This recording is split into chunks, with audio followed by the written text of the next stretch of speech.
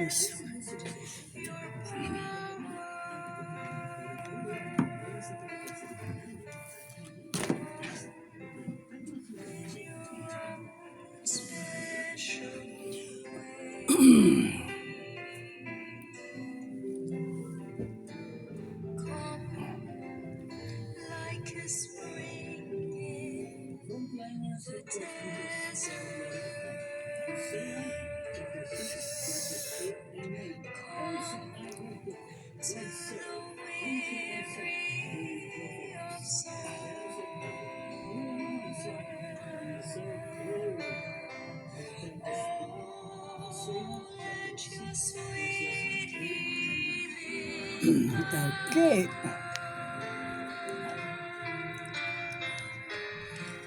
Okay. Okay. Magandang araw po muli sa atin. Sabado na naman po. December 13. Nako, palapit ng palapit ang araw ng Pasko. Po. Talaga naman salamat po sa Panginoon na tayo ay patuloy niyang iniingatan, patuloy po niyang ginagabayan sa mga nakaraan na mga bagyo, mga daluyong sa buhay po na dumating sa ating bansa. Kung tatandaan po ninyo yung mga earthquake. Salamat po, napakarami. Kakaawa po yung mga kapatid po natin na kapatid, mga kababayan, mga kaibigan, mga kakilala na patuloy po na kakaranas po ng ganito sa kanilang mga buhay. Okay. Ngayon po ay magpapatuloy po tayo sa ating pag-aaral sa salita ng Diyos. Okay, magpasimula, tayo po ay dumulog sa panalangin sa ating Panginoon. Diyos, napakabuti mo po sa bawat sa amin. Kami po ay nagpupuri, nagpapasalamat, sumasamba, dinadakila ka namin, O God, Lord. Ito po lamang ang aming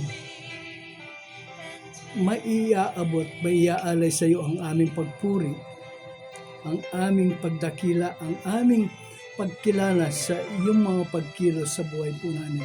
Bagaman, O Diyos, na hindi po kami nagiging tapat sa iyong mga utos, sa iyong mga batas, subalit patuloy ka pong nagtatapat. Patuloy mo po pinagpapala ang bawat sa amin, iingatan, ginagabayan, at Ama, sa mga karamdaman na dumarating sa amin ay patuloy mo po, O Diyos, na itong pinagagaling. Salamat po, Ama. Diyos, sa mga oras po pagkakataon ito, una po sa lahat ay pinagpapasalamat po namin ang biyaya at pagpapala mo po sa aming mga anak na si Julian, nandun po sa Pennsylvania, kasama po niya ang kanyang sambayan, si Ed, ang aming po mga apo, si Hannah Camille at si Helena Kate. Ganon din po si Jinky po na nakabiyahe po uwi. Salamat po, Panginoon, sa pag-iingat po sa kanya, sa protection mo po kay Jinky. Ganon din po kay Ronald at sa aming apo na si Zoe Rain Jewel. Maganon din po, pinagpapasalamat po namin, pinagdakila ka po namin, O God, Lord, na meron na pong naghihintay na trabaho kay Jinky sa nalalapit na pagsasara po ng kumpanya na kanilang pinagtatrabuhan sa ngayon. Purihin ka, O Diyos. Tunay nga po na hindi ka nahuhuli sa mga biyaya at pagpapala mo sa iyong mga anak. Ganun din po, Ama. Salamat din po, O Diyos, sa katugunan ng aming mga panalangin. Ama, na tinugon mo na po ang panalangin po namin na si Jane, O God, ay nakalipat na ng kanyang bagong trabaho. Purihin ka, O Diyos, sambahin ka, Ama, dakilahin ka, Panginoon. Ganun din po ang aming mga apo na si Princess Gabriel at saka itong si Josiah Franco. Ama, salamat po sa mga talino, karunungan, kaalaman, pagkaunawa na patuloy mo po pinapahiram sa aming mga apo, God. Lord, purihin ka po, sambahin ka, dakilahin ka. Ganun din po, Ama, tinataas po sa dakilang pangalan, God. Lord, ang aking mahal na guro, Panginoon, si Ma'am Marcelina Tuason, O God, doon po sa Magalang. Ang kanyang mga anak, Panginoon, na si Gemma, na kanyang kasama sa bahay.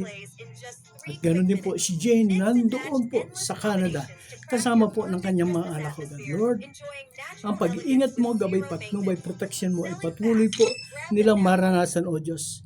Sambahin ka, Ama, sambahin ka, dakilahin ka, Panginoon. Yes, Father God. In Jesus' name, O God, in Jesus' name. Ama, yung po kanyang anak na si Jonel, O God, Lord, na scholar po sa pag-aaral niya doon po sa Canada, mapatuloy mo po siyang pagpalain, O God. Talino, karunungan, kaalaman ang patuloy po ibigay sa kanya. Kay Ma'am Mercy, kalakasan, kalusugan po ng pangatawan, O God, Ama, malayo po sa mga mabigat na karamdaman. Purihin ka, O Diyos. Ganon din po ang aming mahal na Bishop, si Bishop Jessica Galaria, si Mami Penny, si Pastora Joyce na nandoon po sa Pennsylvania sa ngayon, O God. Lord, purihin ka sa buhay po ng aming mga mahal na lingkod mo. Ayun, purihin ka, O God. Kay Pastor Jeff, kay Pastor Ging David, O God. Purihin ka, O Diyos. Ganon din po, Ama, sa lahat po, Panginoon, na dumadalo doon po sa gawain doon po sa Pennsylvania.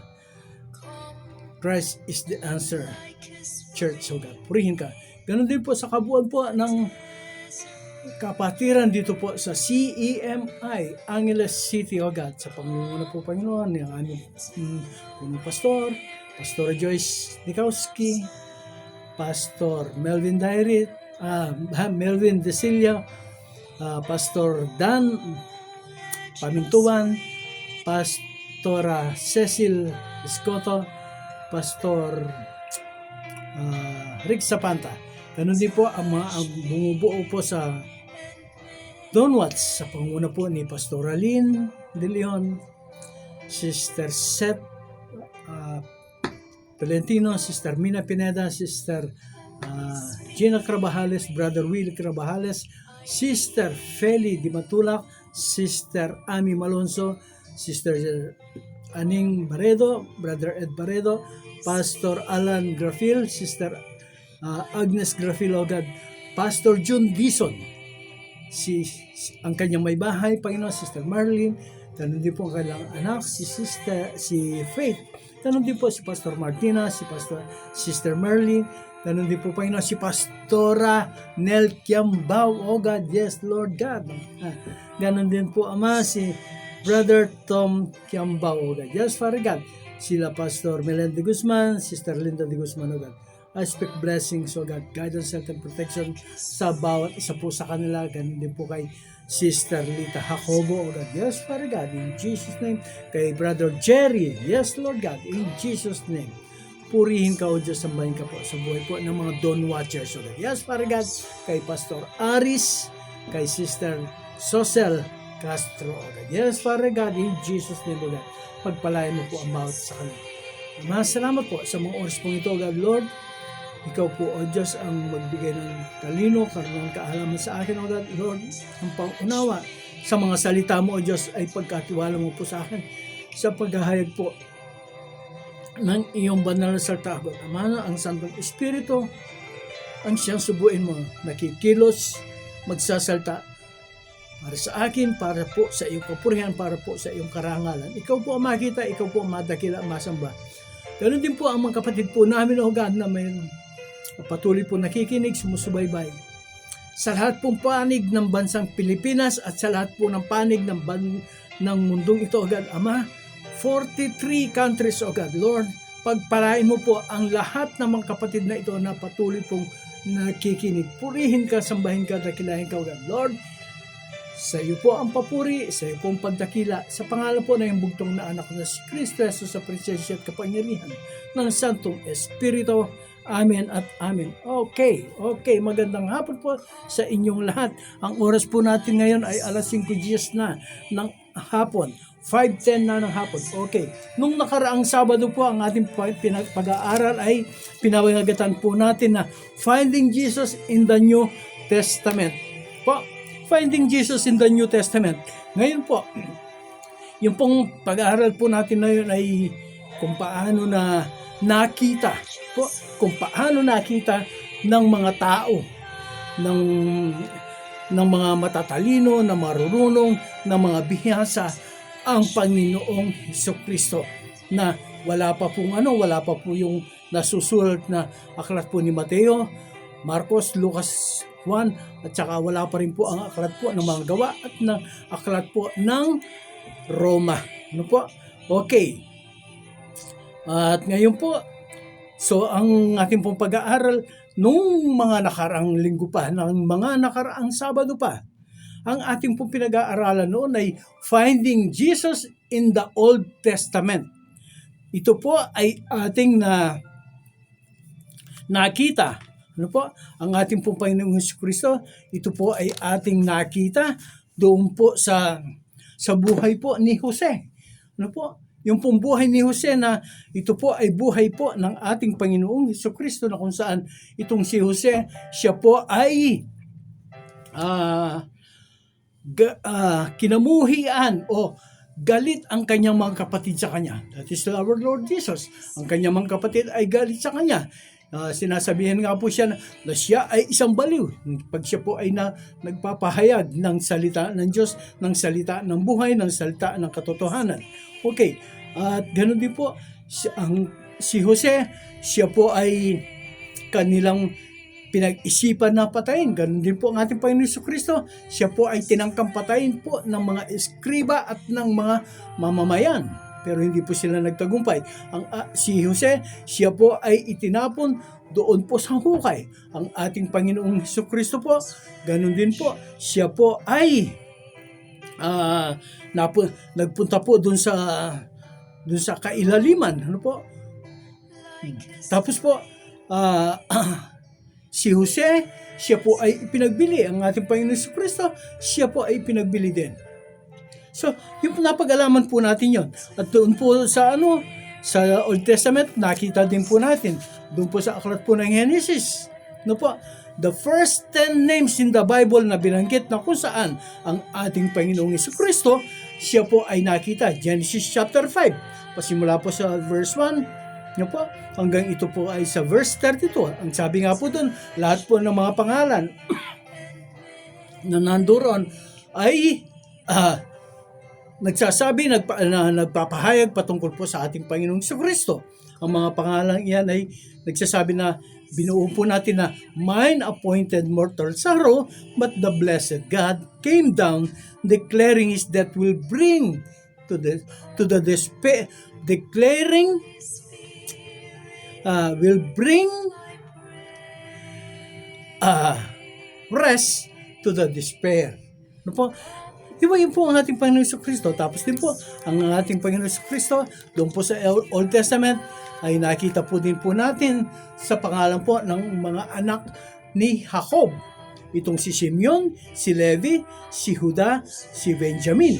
Ang sabi po nila doon, hear my son, join my son, praise my son, son of the right hand. So po, nakita po natin ang sitwasyon o nakita po natin ang Panginoong Jesucristo doon po sa Old Testament. So ngayon po, inahanap po natin ang ating Panginoong Jesucristo dito sa New Testament. Pero, po, okay, papauna ko na po. Ang ating Panginoong Jesucristo ay nahanap po natin dito po sa aklat po ni San Mateo. Sapagkat dito po sa sitwasyong ito, dito po sa kwentong ito, makikita po natin na ang ating Panginoong Jesucristo, ano po, hindi pa po siya ipinapanganak. Okay. O, yun po, hindi pa po siya nangangaral, hindi pa po siya pero siya po ay hinanap na ng mga tao. Ano po? Mamaya po ipapaliwanag ko po sa inyo kung paano nangyari na ang ating Panginoon Jesucristo ay hindi pa po nila nalalaman patungkol dito. Basahin po natin ang ating talata sa araw na ito. Aklat po ni San Mateo, Kabanatang 2, pasimula po sa talatang 1 hanggang sa talatang 12. Okay, magipagbukas po kayo sa akin ng inyong mga dalang Biblia, kung ito po ay nasa inyong mga Bible app. Maganda po, mas madali pong hanapin yan. Matthew chapter 2, starting o beginning verse 1 up to verse 12. Sa Tagalog ko po babasahin una. Pagkatapos po, ito po ay babasahin ko sa English or kung ano man po. Kasi po, marami ang ating pag-aaralan patungkol dito. Marami po ang ating malalaman, marami po ang ating matutunghayan dito na magugulat kayo. Baka ngayon pa lamang po ninyo ito maririnig. Okay. Matthew chapter 2 verse 1 up to verse 12. Ganito po ang sinasabi sa wikang Tagalog. Si Jesus ay ipinanganak sa Bethlehem ng Judea. Okay, doon pa lamang po mayroon na kaagad twist. Si Jesus ay ipinanganak sa Bethlehem ng Judea noong kapanahunan ni Haring Herodes. Okay, bibigyan ko po ng konting linaw yon.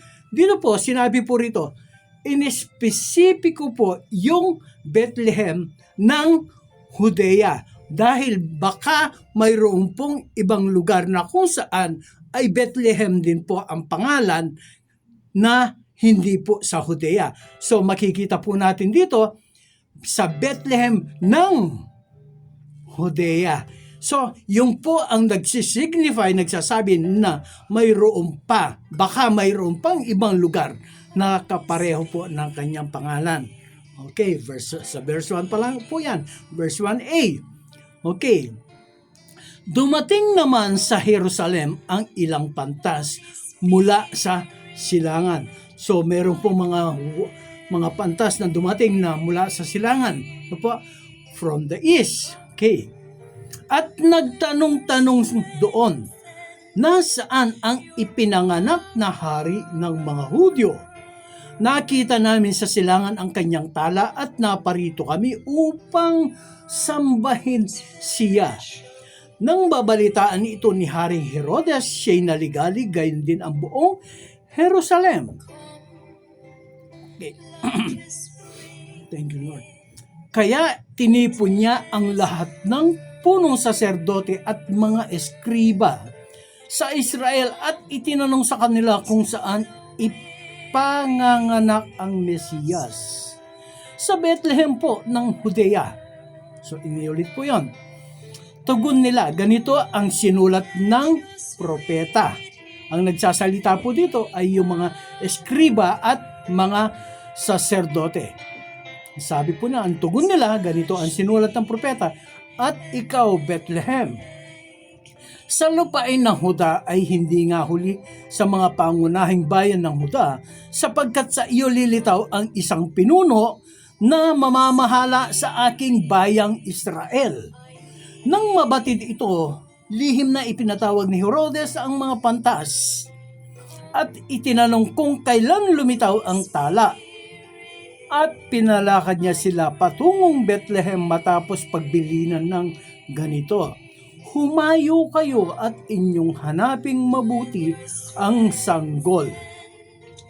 Kapag inyong natagpuan, ibalita agad ninyo sa akin upang ako may makasamba sa kanya.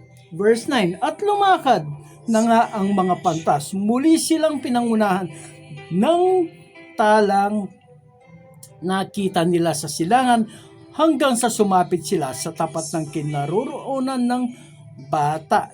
Gayon na lamang ang galak ng mga pantas na makita nila ang tala. Pagpasok sa bahay, nakita nila ang bata sa piling ng kanyang inang si Maria. Lumapit sila at nagpatira pa at sinamba ang bata. Binuksan nila ang kanilang mga sisidlan at inihandog sa kanya ang dala nilang ginto, kamanyang at mira. Amen. Thank you, Lord God. Thank you, Lord God. Sa ating pong pag-aaral na ito, ang isa po sa ating mga tanong na kailangan pong ating malaman ay yung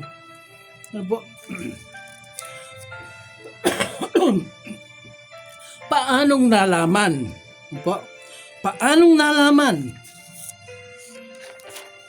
ng mga hari ng mga pantas, na hari ang sanggol na ipapanganak nila.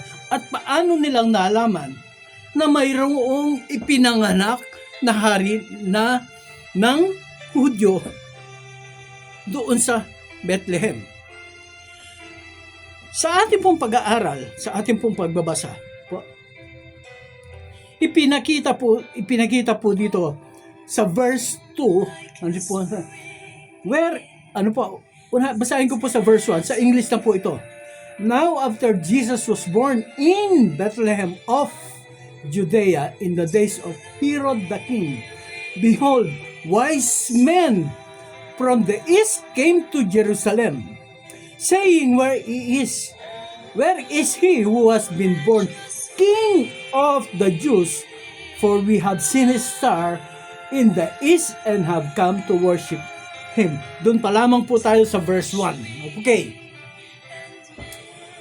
Behold, wise men from the east came to Jerusalem.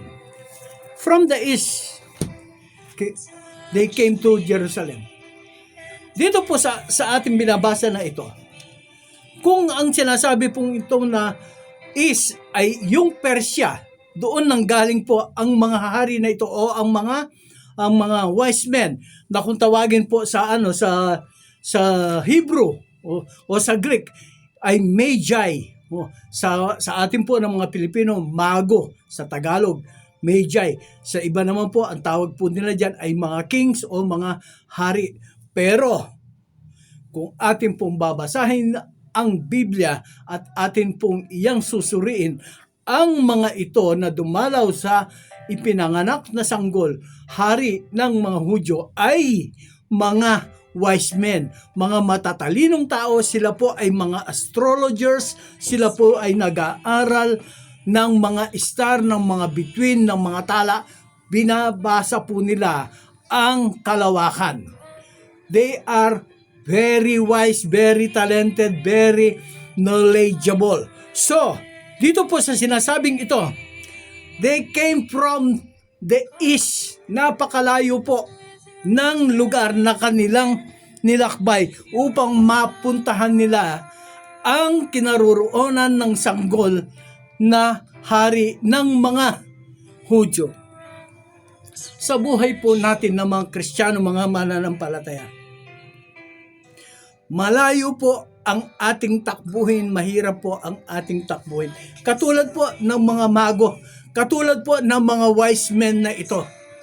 Sila po ay naglakbay mula sa malayong lugar upang puntahan ang isinilang na hari ng mga Hudyo, upang sila po ay sumamba. Sa kanilang paglalakbay na napakalayo from Persia to Bethlehem of Judea, that is to 320 miles.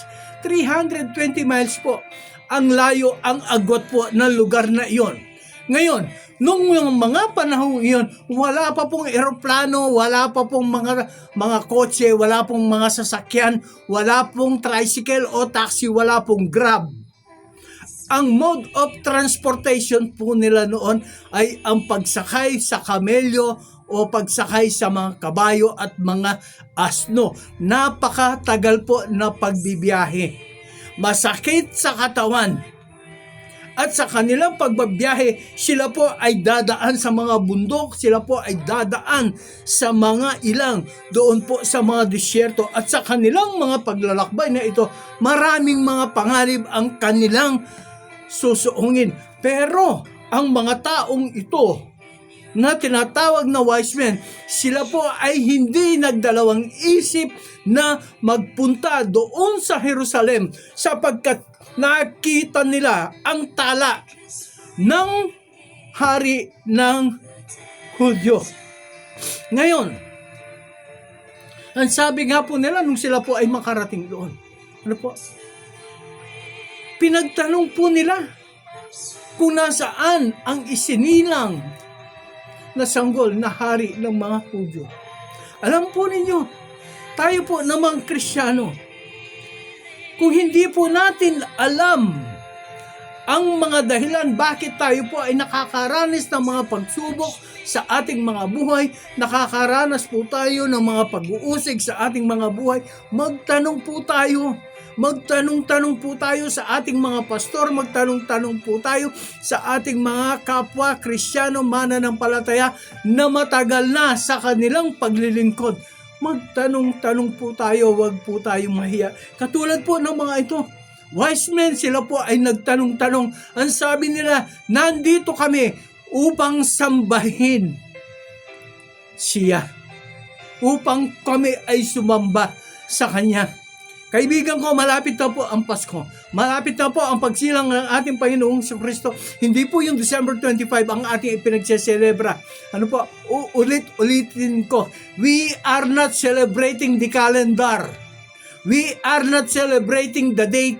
We are not celebrating the time. We are celebrating Jesus. Kahit na po ano pa ang mangyari, kahit na ano pa po ang date, ang petsa, anong oras, anong araw, anong panahon, ito po ba ay umaaraw, umuulan, bumabagyo, kumikidlat o napakalamig. Basta ang mahalaga, the point here is Jesus came, Jesus was born. Ganyan po ang ating paninindigan. Hindi po natin ipinagseselebre yung December 25. We are celebrating the coming of the Lord Jesus Christ. Opo. Actually po, huwag na po na. Ibang mensahe na po yan. Pag sasabihin ko po sa inyo kung paano nakarating sa December 25 ang ang Christmas na yan. Opo. Okay. Yung pong paglilingkod natin. Bilang mga Kristiyano, bilang mananampalataya, pag meron po tayong hindi nauunawaan sa Biblia, magtanong po tayo. Pag meron po tayong hindi nauunawaan sa mga nangyayari sa ating buhay bilang mananampalataya, magtanong po tayo. Sinasabi nga natin na, bakit po naglilingkod naman po ako? Bakit po ako po ay gumagawa naman ng ganito? Yung mga dapat na gawin ng isang mananampalataya ay ginagawa ko. Pero bakit po nakakaranas pa po ako ng napakaraming mga pagsubok, pag-uusig, mga kahirapan, mga sakit na hindi ko naman dating nararanasan nung wala pa ako sa pananampalatayang ito. Hindi ka nag-iisa, brother o sister. Yung pong mga napagdaanan mo na iyan, dinaanan din po ng bawat isang mananampalataya. No po? Bakit po? Okay, bakit ikaw ay nagkakaroon ng ganitong mga pagsubok sa iyong buhay? Simple lang po. Gustong makita ng Diyos, gustong makita ng Panginoon kung gaano ka katapat sa Kanya. Baka ikaw ay nagtatapat lang pag ikaw ay walang sakit, walang karamdaman, may pera ka, maayos ang takbo ng buhay mo. Baka pagdating ng mga pagsubok, pag-uusig, ikaw ay kakalas, ikaw ay bibitaw na. Kaya mayroong ganyang mga pagsubok sa buhay. Ganito po ang naranasan ng mga wise men na ito. Sila ay naglakbay ng malayo. Sila ay naglakbay sa mga panganib. Sila ay naglakbay ng may pagtitiis, pagtitiyaga. Nandoon yung mga pangyayari na sila po ay nalalagay din naman sa mga panganib. Wise men, bakit sila ay naglakbay? Dahil gusto po nilang sambahin ang ipinanganak na sanggol ng mga hayop. They want to worship. Basahin ko po sa English. Basahin ko po sa English. Dito po sa verse 1 and 2. Now after Jesus was born in Bethlehem of Judea, in the days of Herod the king, behold, wise men from the east came to Jerusalem, saying, where is he who has been born King of Jews? For we have seen his star. Okay. Mamaya ko po ipaliwanag yung star. For we have seen his star in the east and have come to worship him. Kaibigan ko, una po, we have seen his star. Tiningnan ko po sa concordance kung ano po ang ibig sabihin ng star na ito. Ang ibig pong sabihin ng star na ito, doon po sa Greek at sa Hebrew concordance ay nagsasabi na the presence of the divine. Divine presence of God. Divine figure of God. Yun po ang star. Yun po ang star na nandito. Yung pong divine figure. Kung natatandaan po ninyo, doon po sa Exodus, nang si Moses, siya po ay nagpapastol ng mga tupa ng kanyang biyenang si Jethro. Nakita po niya doon sa may bundok ng Diyos ang isang puno, ang isang halaman na ito po ay nagliliyab.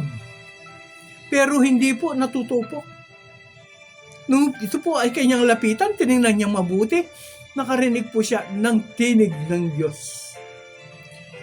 Ano po ang meron doon sa puno na yun na hindi? That is the presence of God. That is the divine presence. Katulad po ng mga nang nakita ng mga wise men na ito. They saw divine presence. Ito pong ano na ito. Ito pong nakausap na ito ni Moses doon sa burning bush. Ito rin po ang nandoon sa Numbers chapter 9, verse 15, 16, and 17 na kung saan ang mga Israelita sila po ay naglalakbay. Tapos meron po silang ulap pagdating ng araw. Cloud. Cloud of fire pagdating ng gabi. Na ito po ay tumatanglaw sa kanilang dinadaanan pag sila po ay maglalakbay na sa gabi. At pagdating ng araw, ito po ay nagiging pinakapayong nila. Pillar of clouds ang nangyayari. Pero pagdating po ng gabi, it is a pillar of fire. Dito po sa Numbers chapter 9 verse 15, 16 and 17, ang sabi nga po doon, ang ulap na ito ay tumitigil sa isang lugar upang magpahinga ang mga Israelita. Dito po, basahin na po natin yung pinaka ng ating binabasa. Ang sabi po dito sa verse 2, nakita namin ang kanyang tala. Nakita namin ang kanyang tala. Okay. Tapos po dito sa verse 9, chapter 2, verse 9 po, ng aklat po ni San Mateo. Ganito po, when they heard the king, they departed, and behold, the star, the star which they had seen in the east went before them. Ano po? Dito po sa Tagalog na natin basahin para madali. Okay. Verse 9. At lumakad na nga ang mga pantas. Muli silang pinangunahan ng talang nakita nila sa silangan hanggang sa sumapit ito sa tapat ng kinaroroonan ng bata. Ito po ang Santong Espiritu. This is the presence of the Holy Spirit. Ang sabi, hindi po pwede na ang nakita ng mga wise men na ito po ay isang shooting star. Sapagkat yung shooting star, ito po ay isang iglap lang, kisap mata lang, at lalagpas na siya. At hindi rin naman po pwede, na supernova. Sapagkat yung supernova, ito po ay pumutok, ito po ay sumabog at nagkadurog-durog. Alin ang tatanglaw sa kanila? Pero ito, ang divine presence, the Holy Spirit, divine presence, siya po ang gumagabay, pumapatnubay sa mga wise men na ito. Bakit? Sapagkat gusto ng Holy Spirit na ito na makasamba ang mga wise men. Ang sabi po nila, nandito kami upang kami ay sumamba siya sa kanya, upang sambahin siya. Amen. Ano po? Thank you, Lord. Alam po ninyo kung ano what is the wisest thing that you, me, and they, all of us, the wisest thing that we can do, all of us, during this Christmas day, you know what? Is to worship Jesus. That is the wisest thing that we can do. Worship Jesus. Worship Jesus. Worship Jesus is the wisest thing this Christmas day. Yung po pinakamaganda, yung po pinakamatalino, pinakakarapat dapat, pinakamaayos, pinakamainam na dapat pong magawa. Sambahin ang ating Panginoon. Yes. Tapos po yung pong kasunod dito, nabalitaan po ito ni Haring Herodes. Siya po ay natakot sapagkat, ang sabi, may isang hari na isinilang. Natakot siya pa sapagkat alam niya, mayroong papalit sa kanya, yun po ang iniisip niya. Napakasama po ng ugali nitong si Haring Herodes. Nung ito yung mabalitaan po niya. Meron po, pinapatay na po niya yung 3 sa kanyang mga anak. Sapagkat iniisip po niya na yung mga anak niya na yan ay aagawin sa kanya ang kanyang posisyon bilang isang hari. At kanyang mga asawa ay pinapatay din po niya. Ganyan po kasama itong si Haring Herodes. At mayroon po siyang iniwanan sulat. Meron po siyang isinulat na bilin sa kanyang pagkamatay ay papatayin din ang mga taong nakasulat doon sa listahan na kanyang ginawa upang magkaroon po ng iyakan. Ganyan po kasama itong si Haring Herodes. Kaya takot na takot po ang taong bayan. Bakit? Sapagkat alam po nila ang ginawa ni Herodes. Pinapatay niya ang kanyang mga ilang asawa at ang 3 po niyang mga anak ay pinapatay niya. So, yung asawa at mga anak niya ay kaya niya papatay, sila pa kaya na mga mamamayan lang. So, takot na takot po. Ito po si Haring Herodes, pinatawag po niya ang mga wise men. Sabi niya, kailan ipinanganak? Kailan nakita ang tala? Sinabi sa kanya. At nung pinahayo niya sila, hanapin ninyong mabuti ang sanggol. At pag inyo nakita ay sabihan ninyo ako upang ako man ay makasamba sa kanya. Alam po naman natin na hindi po niya gagawin yun na siya ay sasamba. Ang gagawin po niya ay papatayin po niya ang sanggol. Sapagkat ayaw niyang mayroong kaagaw, mayroong kahati sa kanyang trono na hindi naman yan ang pinunta ng ating Panginoong Hesukristo. Ang sabi nga po rito, pinatawag ni Herodes ang mga saserdote at ang mga eskriba. Ang sabi niya, saan ipinanganak ang sinasabing hari ng mga Hudyo? Dito po sa verse 5 o verse 4. Kaya tinipon niya ang lahat ng punong saserdote at mga eskriba. Ito po yung mga pari at yung mga eskriba, ito po yung nagsusulat doon sa Bible, doon po sa mga batas. No po? Okay. At sila po ang nagtuturo. At itinanong sa kanila kung saan ipanganganak ang Mesiyas. Tumugon sila sa Bethlehem po, sa Judea ang tugon nila. Ganito ang sinulat ng propeta, ikaw Bethlehem, sa lupain ng Huda ay hindi nga huli sa mga pangunahing bayan ng Huda sapagkat sa iyo lilitaw ang isang pinuno na mamamahala sa aking bayan. So, pinuno po. Ito po ang leader na mamamahala. Natakot po ito si Pero pansinin po ninyo, yung pong mga eskriba, yung pong mga saserdote, alam po nila. They know kung saan ipanganganak ang Mesiyas.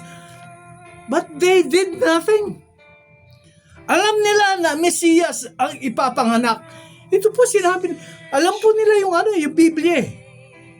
Sila po ang nagtuturo nito. So, nandito kaagad. Alam nila kung saan. Pero wala silang hindi po nila pinuntahan ang Bethlehem para mapatunayan nila sa kanilang sarili na ito nga ay naganap.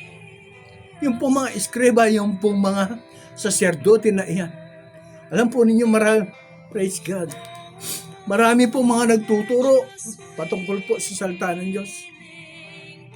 Hanggang sa pagtuturo lang. Puro salita lang, puro boka.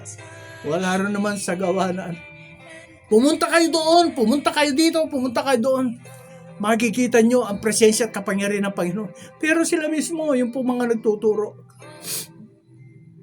hindi po nila ginagawa ang kanilang mga sinasabi. Yun po. Katulad po ng mga saserdote, alam po nila, they know that Jesus will be born. Ipapanganak ang Jesus, ang Mesiyas. Itinuturo po nila yan. Alam po nila. Pero wala po silang ginawa. Okay. Bakit po? Ito pong mga wise men, mayroon pong gabay ng Santong Espiritu. Isipin po ninyo, nandoon sila, ang pinag-aaralan po nila, mga star, mga bituin, ang kalawakan, pero nagpakita sa kanila ang star o ang bituin o ang tala ng Panginoon, ang presensya ng Panginoon nagpakita sa kanila. Ginabayan po sila. At itong mga ito, nagkaroon po sila ng damdamin na kailangan puntahan po nila. Tingnan po nila